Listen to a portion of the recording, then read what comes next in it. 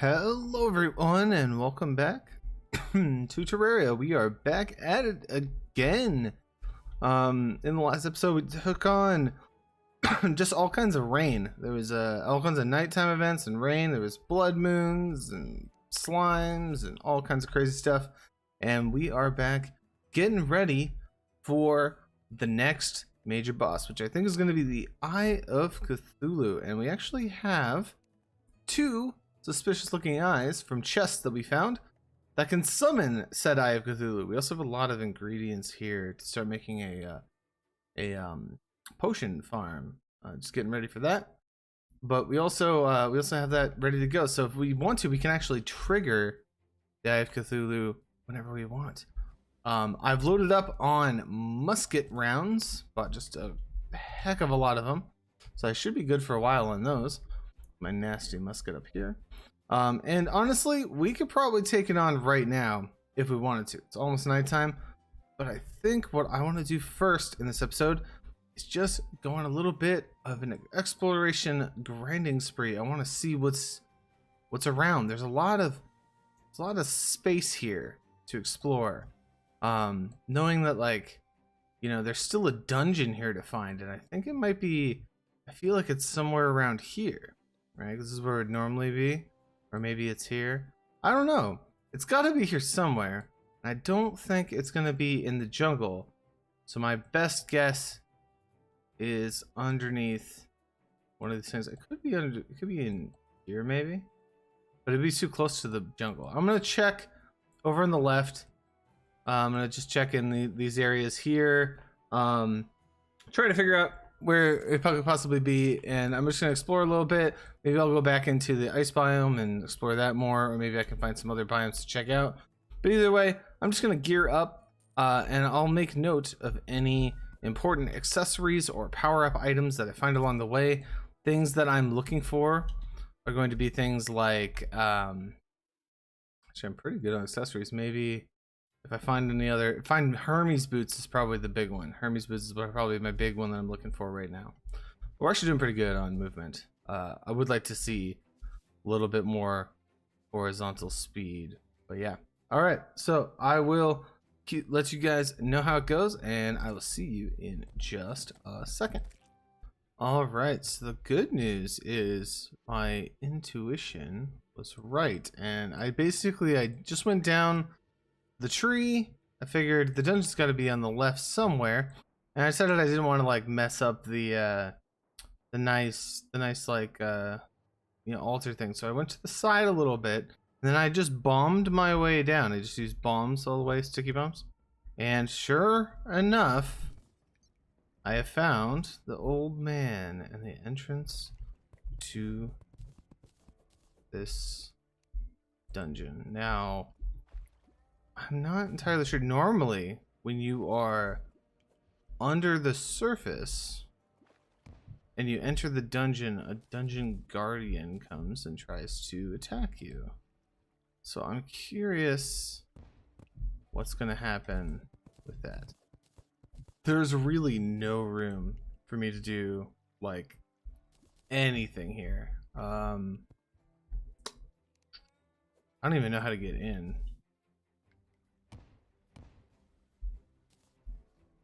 Yeah, because there's the actual dungeon right there. Can you get in from this side? Test 1. Can you get into the dungeon? Yeah, I don't know. I don't think you can get in from this side. Yeah, this doesn't.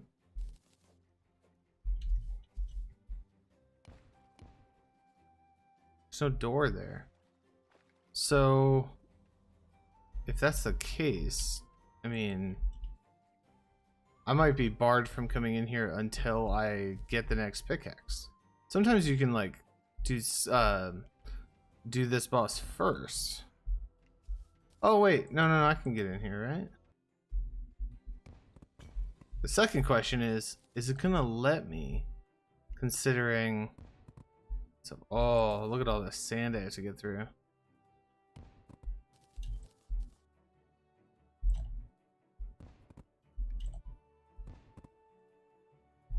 Let's start throwing this too.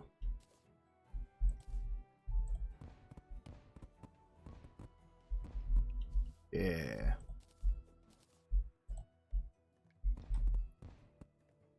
So it looks like it probably just continued on down beneath here, and I just didn't bother to check. Yeah, that's my guess here. Yep. So it just kept going through. So I think it was just like random gen that I got that shrine right in the middle. At least it might be random. Who knows? This seat's kind of weird. So if I enter here, am I going to instantly die? That's the question. Looks like no. And there's a chest that I potentially can get, which is also kind of crazy. But I just wanted to make sure that I could, like, you know, actually talk to this guy and possibly fight a skeleton. None of these, I think, are the water bolts. So if I actually stay around here, there's a chance I could get that chest. I do want that alchemy table too. These are a little tough.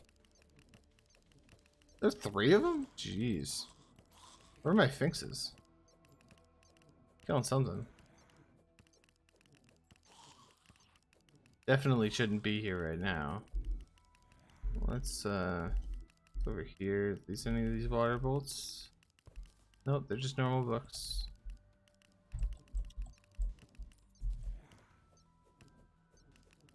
Oh.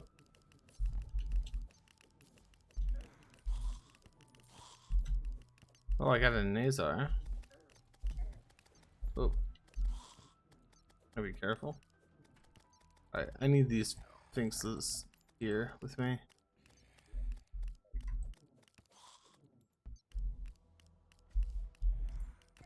Alright, let's just test the water a little bit.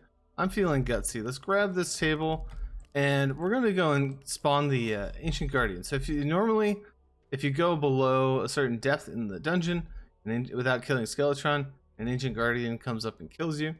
And I'm going to see how far down I can go.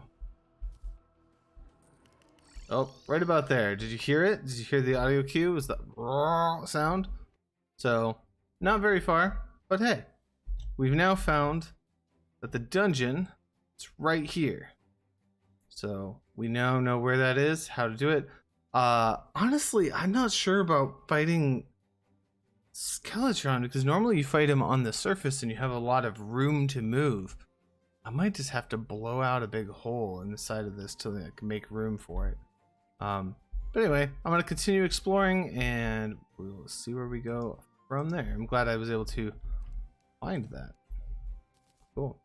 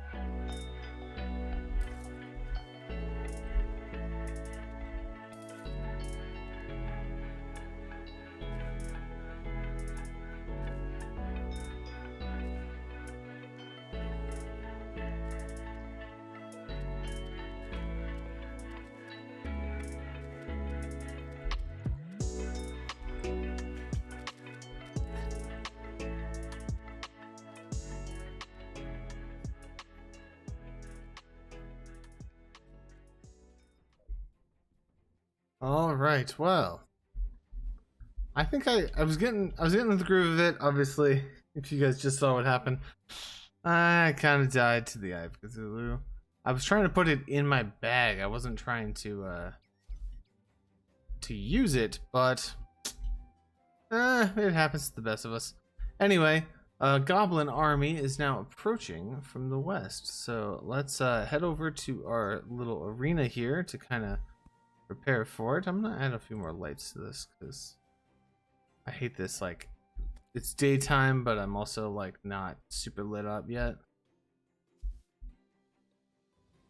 Kind of weird. Anyway, so Goblin Army, it's usually an event that happens after you smashed the orbs. So it can happen as soon as you smash an orb, or I think defeat the Eye of Cthulhu or the secondary world boss. But this event's actually pretty good for me, in that when we finish it, or if we finish it, we will actually have access to the Goblin Tinkerer, and he will enable us to be able to upgrade some of our items. We can kind of merge them together into better versions of those items. If I can hit him towards the, yeah.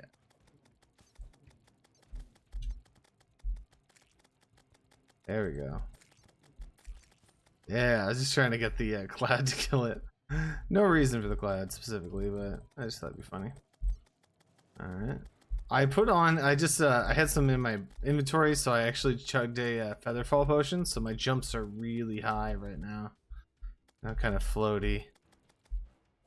Makes me feel like a powerful wizard, even though I'm using melee attacks and flinxes. Now, the Goblin Army early on is actually quite challenging, in that you know, you're dealing with horde enemies. So if you're not used to fighting a lot of them at once, this is gonna be rough. How does my gun work? The gun does really good damage. So it's the only problem is it's single target. But you can see, like, when I get those crits off, it really tears through them. So this one just requires a lot of patience, and if you die, unfortunately, it doesn't just end. So you can't just get out of it by dying. It'll still keep attacking you. If you would like, you could try using the NPCs to help fight this, but they're not going to be better than all of these goblins at once. Now these mages are annoying. One thing you can do with the mages is you can actually, if you hit their spell as they cast it, it actually deflects it. Unfortunately, that does not work against the archers, and they're just going to keep hitting me with arrows. Oh, those arrows really hurt.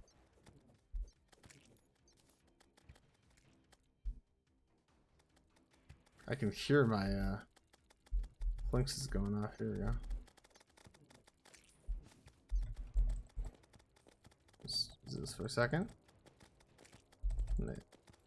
Alright. I can heal up a little bit there. Just hang on. These warriors are definitely just so tanky. And you can see, like, they're gonna keep getting stronger, and my flinxes are, eventually we're not gonna be able to keep up in damage, and that's kind of the big worry. Alright, we're about 40% of the way. Yeah, so goblins are pretty cool, actually. I kind of like this as the as one of the first events you deal with in this game. Goblins are actually pretty chill. One cool thing that they drop is spiky balls, which we can actually use. They're actually really effective. So if you start killing the goblins, the spiky balls are actually one of the best ways to deal with the goblins, which is kind of cool. You can also use spiky balls against some of the bosses as well, especially bosses with multiple parts that you can hit at once. You can just see how it really just tears through them. And you kind of have an almost unlimited supply because that's what they drop. You can see I already picked up a ton more after already using a bunch. Oh, ow. Man, that hurts.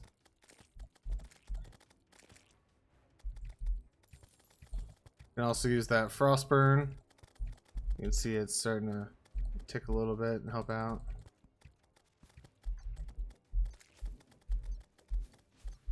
Eventually, too, we're actually going to kill enough of these guys to get banners. Ooh, I got a harpoon. We can try the harpoon. Not as big of a fan. It's kind of nice to have this range option, but I don't know. It's okay. It wasn't bad.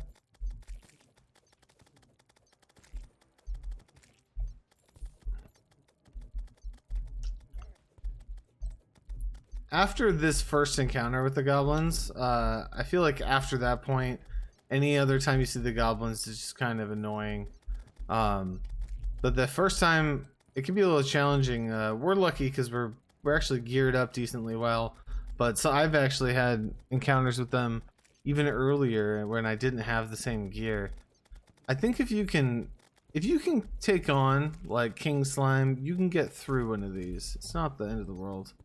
Another thing we could do that a lot of people end up doing with their arenas is putting lava underneath it. And all you need to get lava is you just need iron or lead for a bucket, and then you can grab lava from down in the depths. I think that's like below the cavern layer. It's like the underground layer or something like that.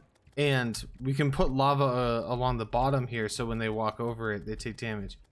Having a row of archers is actually really kind of tricky to deal with, so you can see it's hard to dodge. Where's my spike balls I'm looking for? Ah! I was not watching my health. I got splatted by a wooden arrow at 5% left. There's only 5% left to go. Oh, man. We were doing really well, though. That wasn't too bad. As you notice, even though I died, the event is still on. We have to get through that extra 5% before they'll let us go. So you can't just die and hope it ends. You gotta finish it out. Man, these warriors are tanky.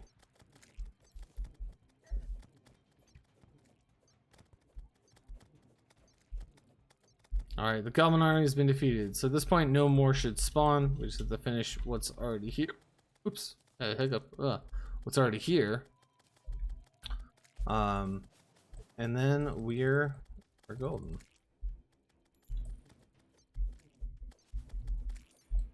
Alright. There's my money. Awesome. Pick that up.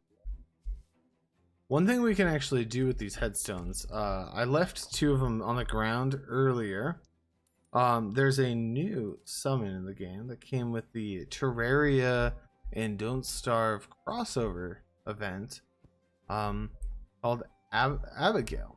Abigail comes from the Don't Starve Together. It's a ghost companion that can work as a summon that helps you out. And to get Abigail, you need her flower, which spawns in graveyards. And graveyard is a biome that is generated by putting down a bunch of gravestone markers. So if we put down a couple more, we'll actually start to change the biome to a graveyard, and there's a chance that we'll see an Abigail's flower show up at some point. Alright, well, with that, the event's over. Back to the grind. I'm gonna also be looking now for the Goblin Tinkerer. He should be in the underground layer, or the cavern layer, I mean. And actually, I don't know if it's underground or cavern layer that he spawns, but one of the he's gonna be below the ground. We're gonna be looking for him. Oh my gosh, did you guys just like hide out down here? It's a safe option, actually. They're just gonna walk over. They wouldn't go after you. All right, back to it.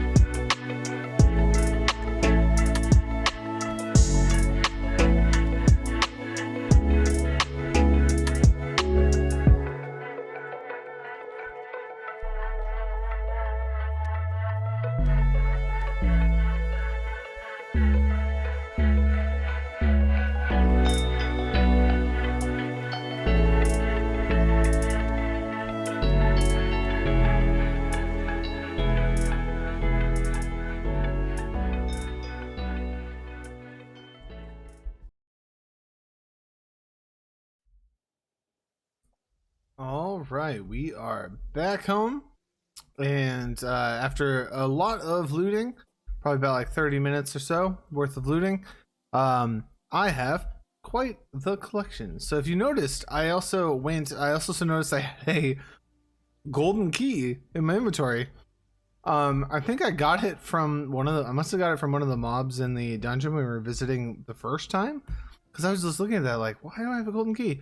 And I remember that there was a chest at the beginning of there, so I went in there and grabbed the Muramasa, so we can actually see. Here's the Muramasa. Look at it; it looks so cool in the update as well. They updated all the melee weapons, and this is one of them, and it looks fantastic. Auto swings a menace. Does a whopping 29 damage, which is more than our enchanted sword. So the enchanted sword's a little lower reach, like it gets just to the edge of that. But the Muramasa, like almost double, a lot safer to use. Obviously a more late game thing. Also, if you check out near my gravestones, we have a little update here. This right here is a flower, specifically Abigail's flower, mythical. Oh man, let's check it out. So we can't have the flanks out here if I'm going to do this. Abigail is another summon that we could potentially use, and you can see like the flanks does 8 damage.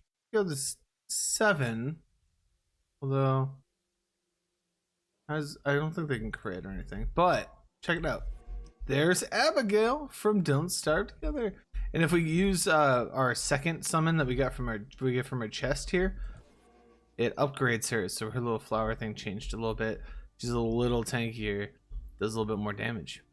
So I thought I'd wrap this up by just kind of going through what we have and maybe taking on Eye of Cthulhu, and I think that'll be a really good wrap up, tying the bow for this episode. We have a grand total of 9 life crystals that I could use. I believe that's all we need to get to 300, right? So let's do that right now. The 300, 400 is the maximum there, but I do want to save some life crystals here because I left it in the building materials. Let's get some chains here. We can use chains and life crystals to make a heart lantern. I just want to make a few heart lanterns for the arena, and what that's going to do is it's going to give us a little bit more regen. So if you notice, life regen increased and life regen slightly increased, so it's a little better than the campfire, and it actually stacks together. So I just want to make sure we're fully covered with that. I think we got plenty there. We probably only needed the 1, but I figured 2's pretty good, and I'll save the other 2. I might use them, might save them. We'll see. I got a dead man's sweater I don't know what to do with. I'm just kind of collecting at least 1 of everything that I find in here. So things like the dead man's sweater, I'm just hanging on to those. You know, I have my accessories in here, the ones I'm not using anyway. Now, I also found the Goblin Tinkerer, so he's up here, and I already bought the necessary items from him. He has the Tinker's Workbench, which I put right here. And one thing I want to do is I want to get my new Hermes boots that took me forever to find, and I'm going to take the rocket boots. And when they're in your inventory and you're near a Tinker's Workbench, you can create Spectre's boots.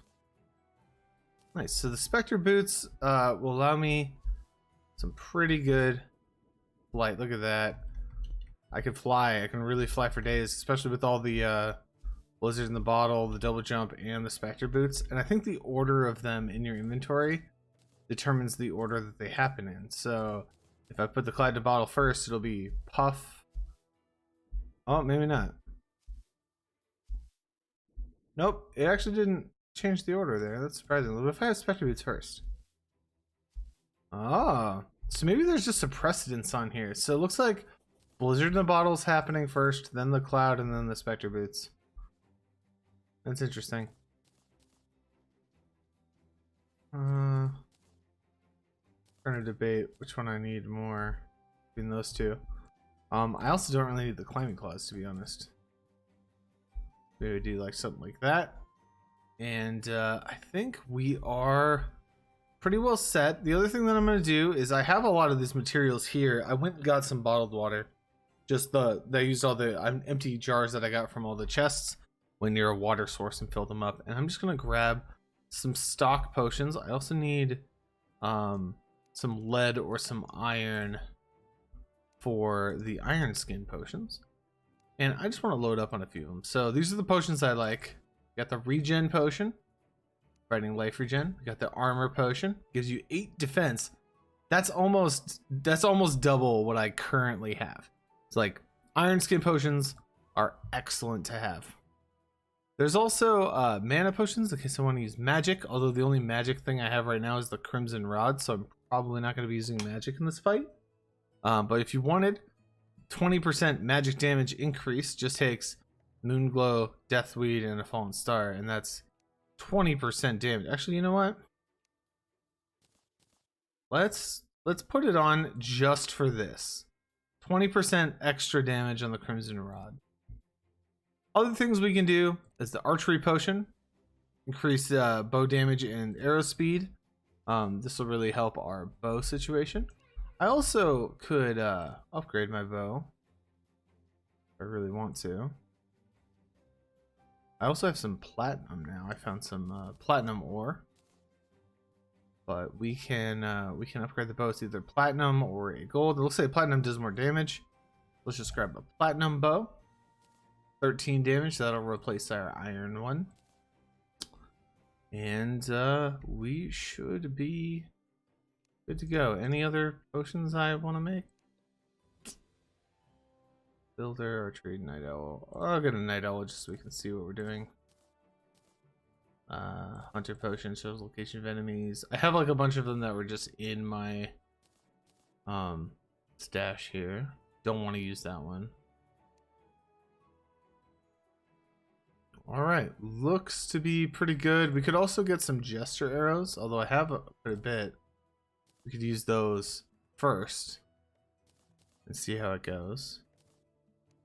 And I always have my gun as well. Now, I know Abigail's a little slow, so we might actually switch back to the flanks depending on how she does, but I'm going to leave her out for now. And we're going to grab a suspicious looking eye and start this fight. Be pretty close to nighttime. Let's see if we can summon it yet. Not yet. Alright, let's wait a second.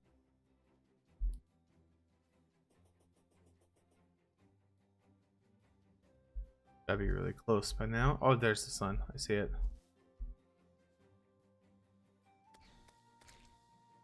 Nice.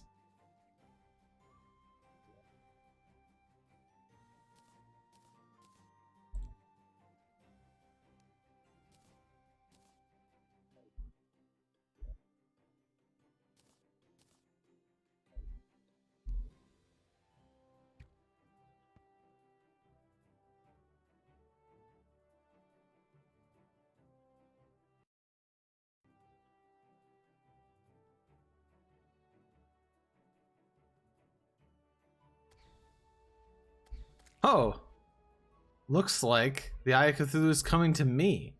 So if you see this message in the bottom corner, that just means that the boss is doing something. So, you know, when we broke all the orbs, it was saying like you feel, you feel a disturbance or whatever.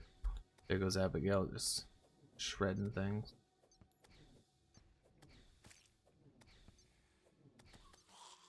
But in this case, to feel a disturbance watching you, that's referring to the Eye of Cthulhu. So tonight, it's going to come to me, and I don't need to use my summon item for it. I can actually put that away. I'm not going to use the Muramasa, because I feel like, at least for the first fight, like a lot of people wouldn't have the Muramasa. That was just a luck thing for me, that it happened to be close enough that I could grab the chest. You realistically should not be getting a chest from the dungeon before you defeat Skeletron, so I'm not going to use it for this one. Where is the Eye of Cthulhu at? Making me wait. Come on, let's go. Hello. Here we go. All right, buffs on, and we are active. So Jester arrows, amazing for this fight. Can pierce through and hit the other bits of there, and go from here. You can use the bullets as well. Does a lot of damage. You can see I'm already doing quite a bit to the eye here. 74, 86. The bullets are really good when they crit because they already deal such a high base damage that it just ramps up. So look at that. All right, we don't want to get too fast. Here we go. Phase 2. I'm gonna use Jester arrows to kind of clear out some of the extra eyes here spawned in. And now we have a slightly faster charge attack. Got to deal with that. All right. And then this is the extra phase of the charge that's added for expert and master mode. So instead of just 3 charges, now it's going to do the... Oh, ow. Don't want to get hit too much by that mouth. It does a lot of damage. You see, I can actually get away from it pretty well. And my health regen my health regen is really kicking in. One thing you could do to make this fight a little easier is to make the arena a little bit longer than what I have. It doesn't seem like I have enough space to really run like the entire thing. So if you find yourself like not having enough room to just get around the Eye of Cthulhu, this would be a nice thing to do. Let's just keep going. We're very close now. We're at 300 and my health is looking awesome. We are absolutely destroying it. And there we go. Eye of Cthulhu is down. Oh, that was a nice snipe. In fact, we have enough time. I think I'm actually going to do another fight here real quick. And now that I've done it, I'm actually going to put the mirror mouse on. I want to see. A little dangerous, but I want to see this.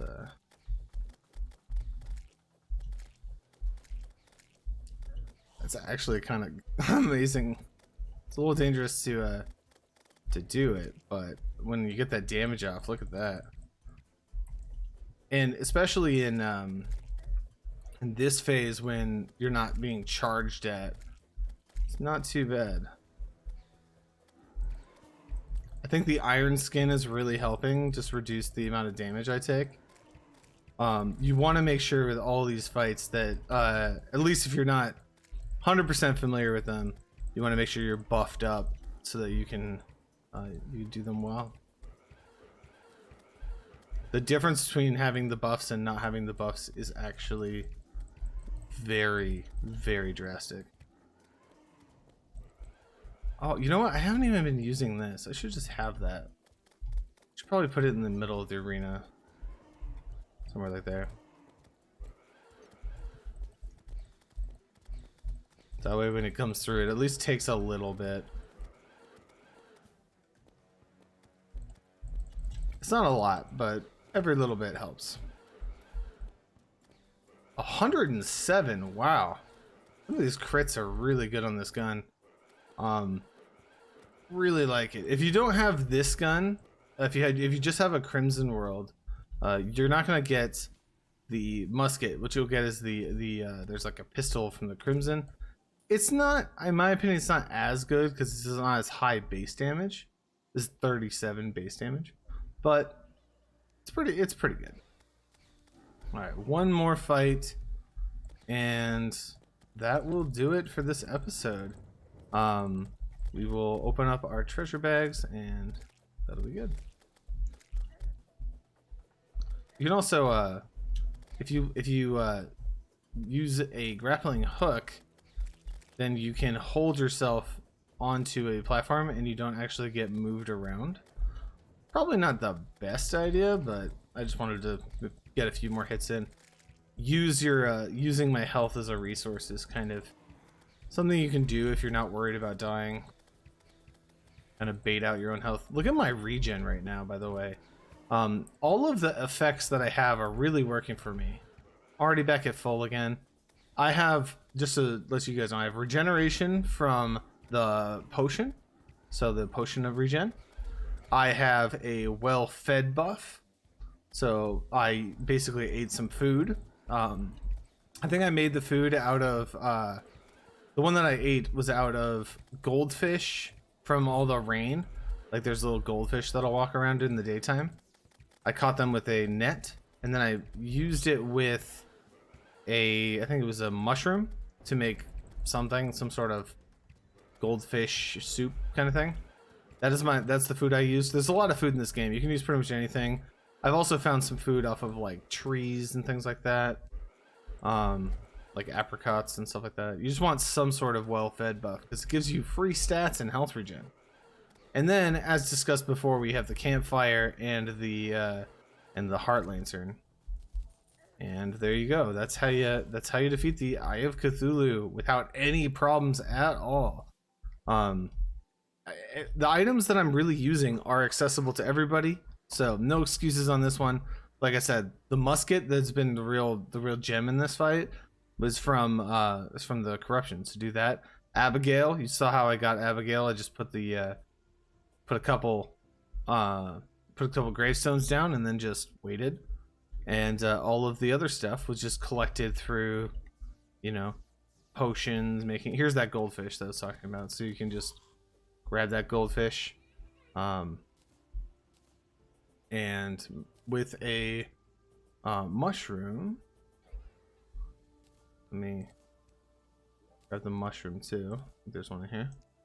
Grab a goldfish and a mushroom and a cooking pot, which you can make with iron bars. And right here, a bowl of soup. Medium improvements to all stats, increased life regeneration. You can just drink that and you have a well-fed buff. It'll last about 8 minutes for you. Plenty of time to kill the Eye of Cthulhu. So no excuses, guys. You guys can do it too. That was Eye of Cthulhu. We beat our first boss. Let's open the treasure bags. And boom, boom, boom. All right. Big thing from here is that we get two major things. The Shield of Cthulhu. I'm going to put on the jagged one for now. Allows us to have a dash, which is really effective. You can use it to hit enemies, but you can also use it to dash away and run. And we also got a ton of ore, I believe, unless I dropped it all. Where's the ore? Here it is, the Crimtane ore, which we can use to make some crimson stuff. So last thing I want to do before we wrap up the episode, just make some bars here. Whoop. Using all of it just to make some bars. Throw that up there. And it gives us access to some quick things here. There is an improved bow. 21 damage versus my pesky 14. We're doing that right now. Grabbing the tendon bow. Sorry, Platinum Bow. You were good while you lasted. You are now upgraded. Next, we could get the melee weapon, although I do have the Muramasa, so I don't really need it, but it's a pretty good one. I'm actually going to get it for a thing later. It's really big. Very good. This one's sluggish, unfortunately, but very, very solid item there. You can either remake it for a better modifier, or you can use the Goblin Tinkerer to recraft the modifier. And then I'm also going to get... actually, I'm going to get a little bit of everything here. So I'm going to get the Flesh Catcher for fishing. Definitely going to start fishing soon. And let's see. What is this? This is an axe upgrade, so we can chop things faster.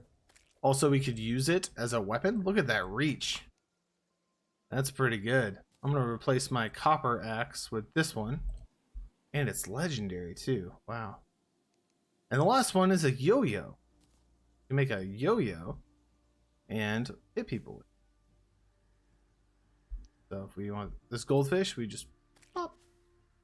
It's got some pretty good knock. It's got some like soft knockback on it, but you can really benefit with the yo-yo there. So we might use that in the future. I also got these aviators, which are fashionable. Although I kind of like my hat. I don't know which one I like better. I'll figure it out. We could also throw on a new pet, which is an eyeball. I like the star personally. We're gonna leave that one on there. Did I get anything else? I think you can also get like another vanity item with like the mask. But yeah, there you have it, folks. And we also got our statue. Just throw one down. Looks like can't put it on that. Looks like this. Very nice. Very nice. All right, with that, I'm gonna wrap things up there. Thanks for watching, and I will see you guys in the next episode. Peace.